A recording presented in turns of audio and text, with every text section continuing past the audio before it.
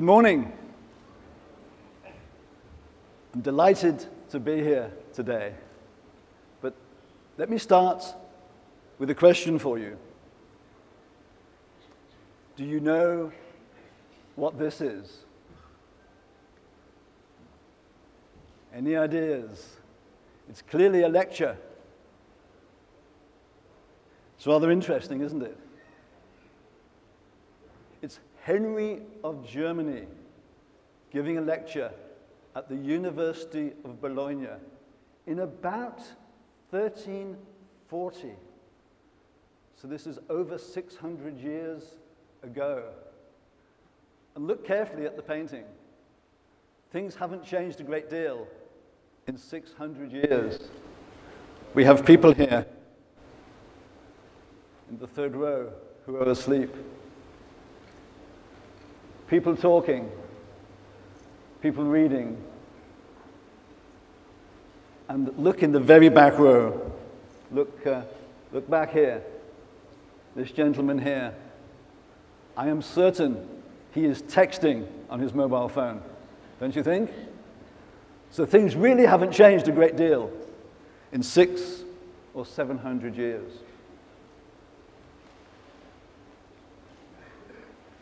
Have you ever questioned the lecture as a style of teaching, as a style of learning, as a style of putting people to sleep, maybe? This gentleman has. He's a British educationalist, and he says this very scathingly about the lecture. He says, "Show me a professor of education who lectures, and I'll show you a hypocrite who hasn't read the research." It seems that all the research, and I think our own common sense, demonstrates that the lecture, what I'm doing now, talking at you, is not actually a terribly good way of teaching or of learning. It's got its place, but it's not the most effective way of teaching. It's not the most effective way of learning. And so, what do you think the most powerful learning technology ever invented might be? You might say the book. You might say the written word. You could say, more recently, it was the computer or even the World Wide Web. But cast your minds back maybe a little further into history. I believe that the most powerful learning technology ever invented was conversation. And this gentleman, who I hope some of you are familiar with, Jay Cross, who's an expert in informal learning, he believes that. He says that conversation is the most powerful learning technology ever invented. Now, you might argue with him and say, well, it's not really a technology. And you might say, well, it was never really invented. It's evolved over many thousands of years. But I think you get the message. And he says that baking conversation into the corporate culture spreads intellectual capital, improves cooperation, and strengthens personal relationships. He's looking at the power, this very human power of conversation. Now, I started to question the lecture as a means of teaching some 12 years ago. I used to go up to London to listen to some knowledge management talks. I was starting to go to knowledge management conferences, and so many of those talks were death by PowerPoint. They were literally sleep-inducing. And so many conferences were serial death by PowerPoint. I could never understand quite why a speaker who knows they've only got 30 minutes to speak would have literally over 100 PowerPoint slides. And even when they ran out of time, they would carry on speaking. And I wanted to do something a little different. And I wanted to run events in London that were more conversational. Because I always felt at a conference that the networking and the conversation was where you really learned. And I loved the little story from Frederick yesterday of his idea of the ideal conference that went sort of registration, break, break, coffee, break, break, lunch, break, break, afternoon tea, break, break, end of day, without any speakers at all. You know, the whole day given over to conversation, because that's really where the powerful learning takes place. Now, it's a little tongue-in-cheek, because clearly, you know, we do need content, we do need speakers, but I think we put too much focus and too much emphasis on the speakers and not enough on the interaction and the conversation. And so I started running these events in London at the Strand Palace Hotel in September 2002. So we're going back 12 years ago now. And really by accident more than anything else, I've ended up running them all over the world. And what I've discovered is that they work in all different cultures. I haven't found a culture yet where the cafe doesn't work.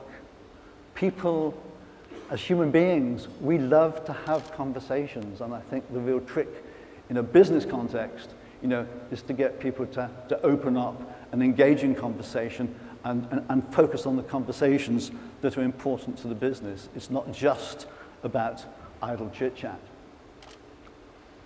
And I've deliberately muted this little video here, but this gives you an idea of what really engaged conversation is like. Just watch, just look at people's body language.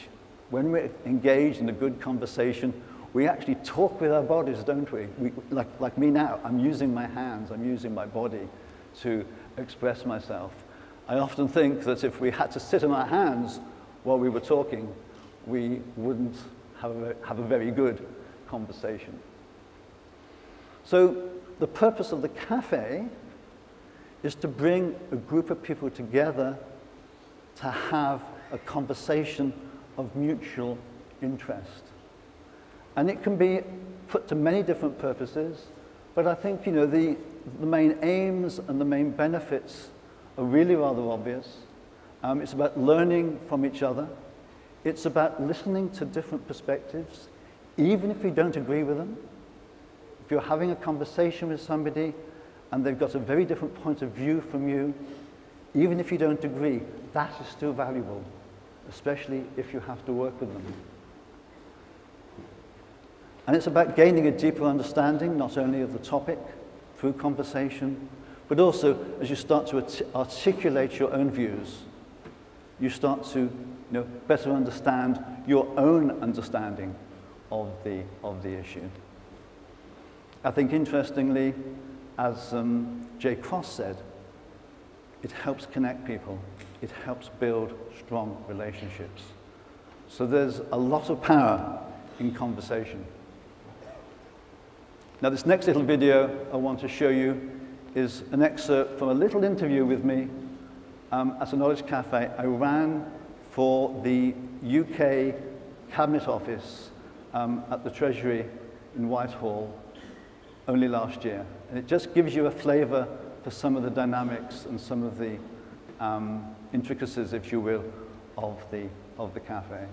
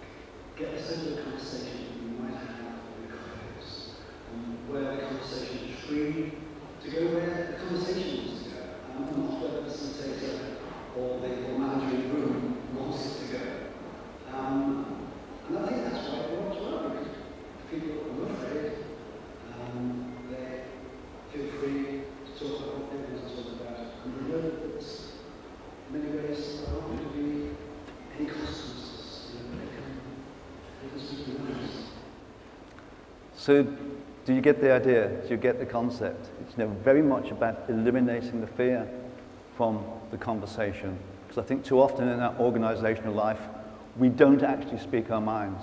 We hold back. We don't always totally speak the truth. And what I'm trying to do in the cafe is to, if you like, create that coffee house environment where the conversation takes charge and the conversation takes us where we don't necessarily expect to go, and that interesting connections and interesting insights surface as a result of that conversation. I've been running those cafes for 12 years now, as I say, pretty much all over the world. And I've learned a lot about conversation, not just in the context of the cafe. And what I've come to realize is there's something that we kind of need to give a label. And it's something that I call organizational conversation. And I define it like this. I simply say that it's the myriad of conversations that we have every day in our organization. Minute to minute, hour by hour, both formal and informal. These are the conversations we have every day. And almost conversation is the lifeblood of an organization. If those conversations aren't flowing, the conversation or the organization is going to die. And I'm not the only one to sort of recognize the power of conversation. This gentleman, David Weinberger, who I'm sure some of you know from Harvard, he says that business is a conversation quite literally, because the defining work of business is conversation. And that as knowledge workers, our job is to have interesting conversations. It's interesting to note that he says interesting conversations. He doesn't say productive conversations or efficient conversations. He says interesting conversations. And that's just worth reflecting on. And this gentleman, Alan Weber, who was the founder of Fortune magazine, in the Harvard Business Review, quite a few years ago now, said that conversations are the most important form of work. So much so that the organization is the conversation. I think both those quotes are worth reflecting on, because it's that they're both putting the conversation, sort of very centrally in organizational life, and something that we tend not to think about, because we tend to take conversation, to my mind at least, too much for granted. And stopping to think about conversation and the power of conversation. Conversation is it's like a Swiss Army knife. It can be put to many, many different purposes. And I've just listed a few of them here. Improve understanding, improve engagement, surface opportunities, explore possibilities, give people a voice, generate ideas.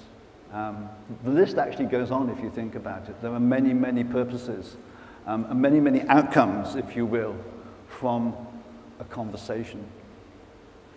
And what I want to do now for the rest of my talk is just share with you a few stories, a few experiences from, if you like, my last 12 years of having these various conversations, if you will, around the world. It's worth noting that all the photos you see here of people engaged in conversation are from my past cafes. I think this one here is in Hong Kong. This one here is in London. This here was in Kuwait. Another one in London, and this one was out in California somewhere. So, again, many, many different cultures. This first story, if you like, or first example, first idea, is a very, very simple one, and one that we can all very easily adopt. This is me with a woman called Valerie Waters, who works for Trinidad and Tobago Oil and Gas. And they used to bring in experts in the oil and gas industry to give lectures, give conventional lectures about the industry, various aspects of the industry. And they wanted to make it more conversational. And so simply, if the speaker had, say, 40 minutes to speak, they would cut it down to 20 minutes. TED style, I often feel that 20 minutes is almost an ideal time for giving a talk. So it would now become, it would go from, say, 30 minutes, 35 minutes presentation, 5 minutes Q&A, to only 20 minutes presentation, 10 minutes for conversation. Get the speaker to pose a question to the group, and then 10 minutes for Q&A. And it's a very simple thing to do. I often do it. I'm not doing it here today, I'm afraid. I'm being a little bit of a hypocrite in a way, in so much that I'm talking at you about having conversations. But it's very easy when you're doing this, not just at the conference, but in business presentations, to make those talks more conversational. So a very, very simple application. And this is another simple one. I quite like this one. This gentleman here, Theodore Zeldin, he's an Oxford historian. He brings people together. He brings complete strangers together to have dinner together and to not only choose their meal from a menu, but to choose the conversations that they're going to have from a menu of potential conversations. And I was running a workshop for the European Foundation in Turin back in 2011. And I had mentioned the idea to them, and they rather liked it. And the evening before the meal, sorry, the evening before the workshop, there was a conference meal. And on every table, there was not only the food menu, there was a conversation menu, knowledge menu a la carte. And you can't actually read it here, but these were the potential questions for people to have a conversation over dinner. Very, very simple idea, very, very effective. And here's a little bit more, shall we say, complex example. And it's one I particularly like.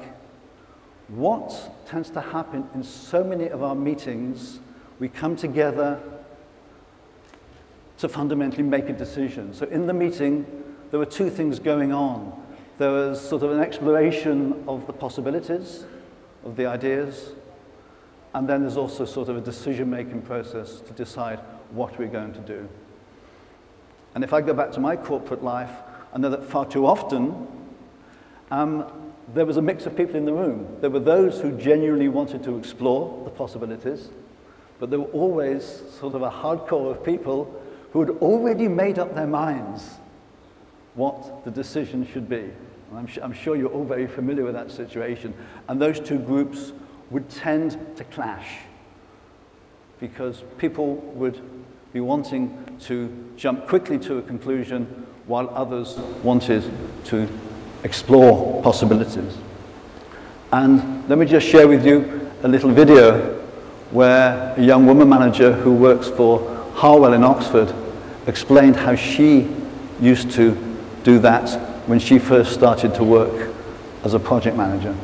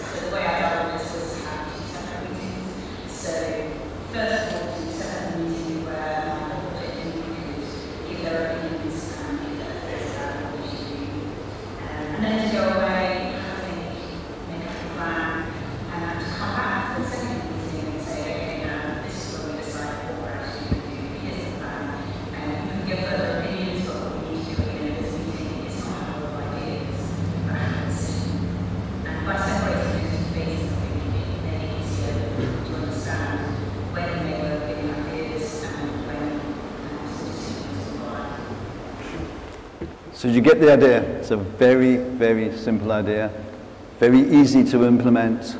It might just take a little bit longer because you've got two separate meetings, but you're much more likely to reduce the tension between the various people in the meeting and hopefully come to a much better decision.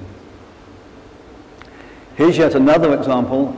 Statoil in Norway, they've adopted the cafe and have applied it in many, many different ways.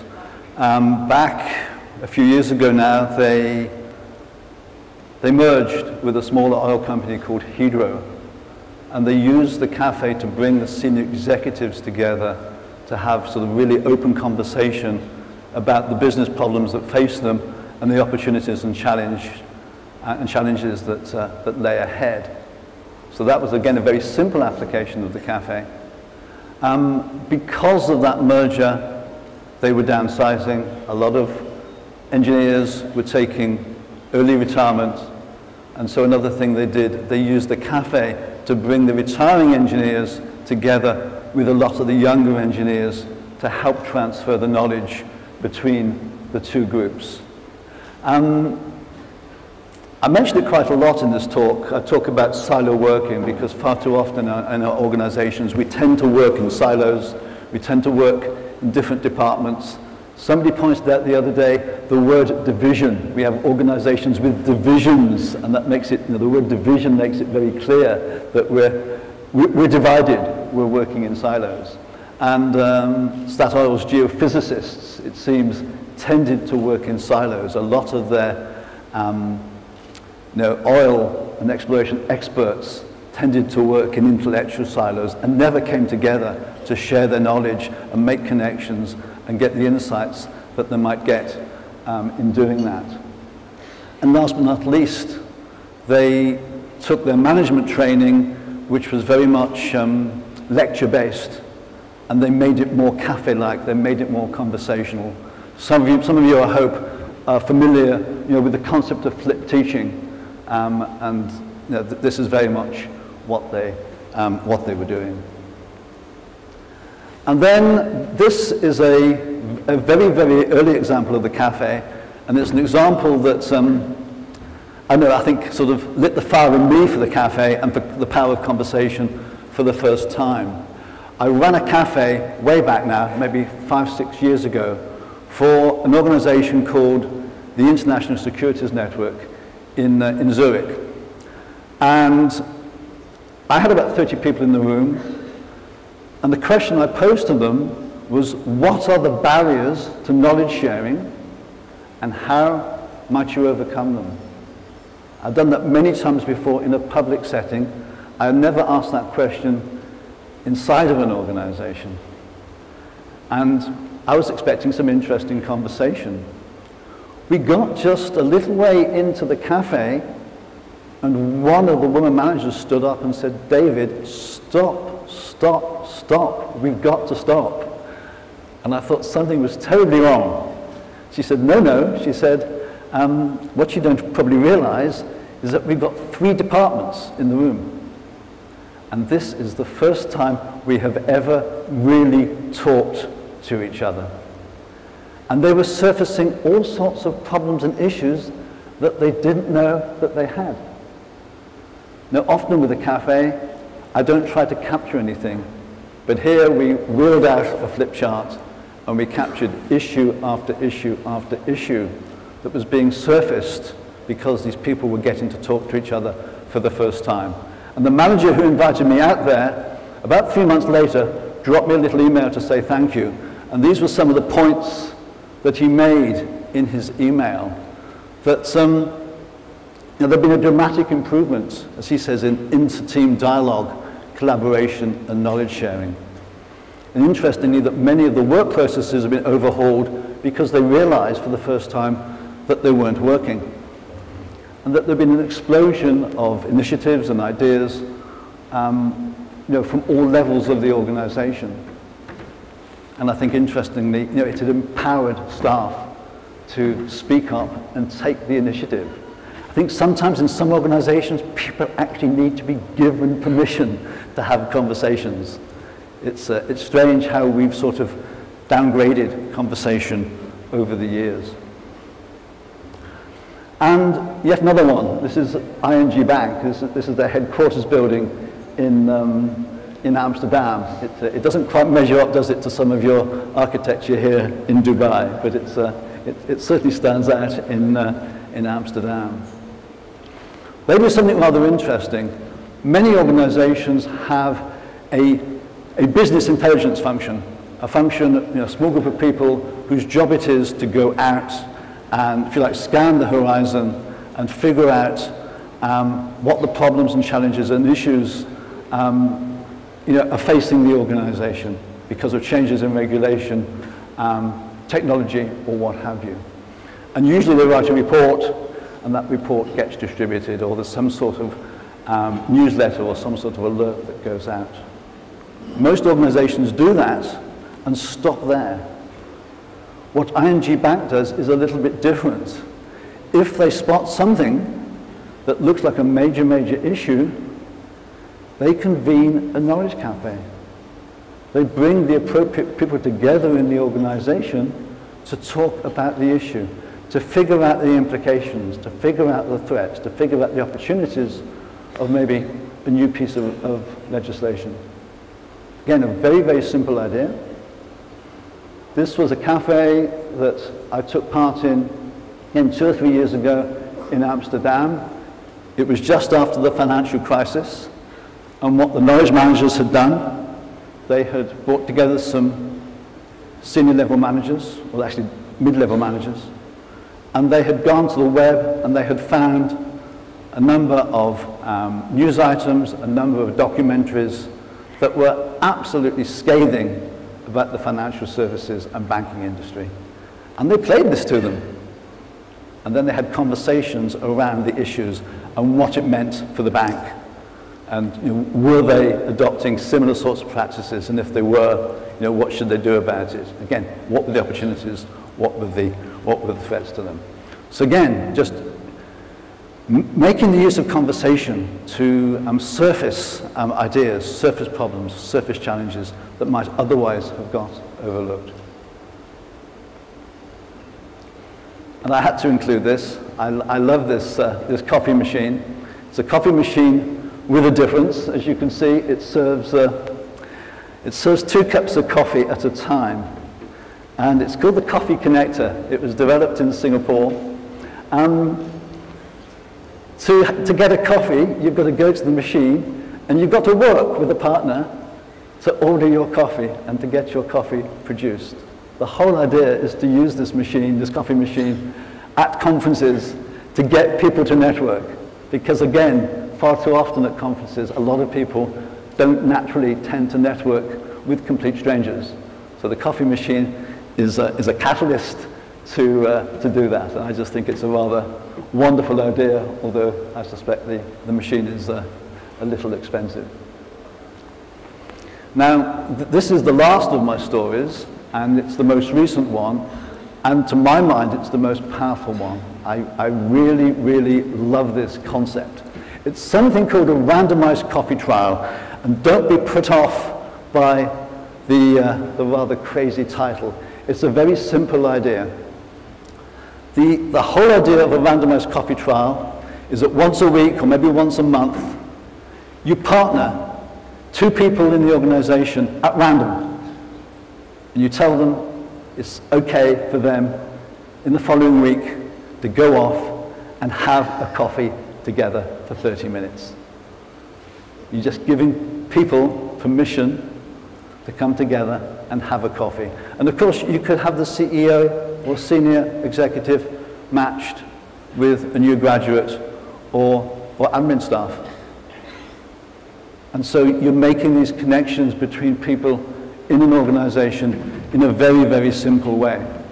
And interestingly, most of the organizations who adopted this, they don't tell the people what to talk about. If they want to talk about business, that's fine. If they want to talk about their personal lives, that's also fine, because the importance of it is to make the connection and start to build the new relationships. Now, the Red Cross, Red Crescent, have picked up on this. They love the idea. They want to connect their volunteers worldwide to kind of build a richer sort of social fabric, so that these people can help and support each other. And this little video explains how the Red Cross, Red Crescent actually do that. It's an Arabic.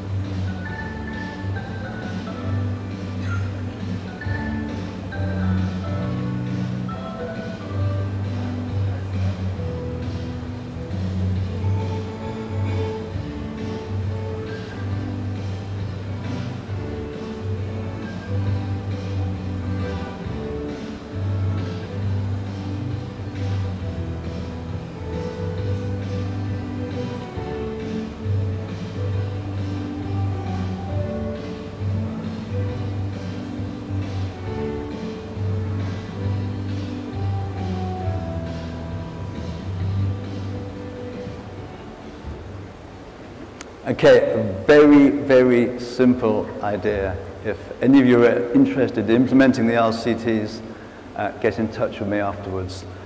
I need to draw to a close now. My apologies for not giving you an opportunity to have some conversation, as I've talked about, and my apologies for not going into a Q&A. But let me leave a question for you to reflect on individually or over coffee. You've heard what I've had to say about the power of conversation and the Knowledge Cafe. You've seen the examples I've talked about. How could you, when you go back to your own organizations, take a more conversational approach to the way that you work and the things that you do? So let me stop there and let you reflect on that over coffee. A great big thank you.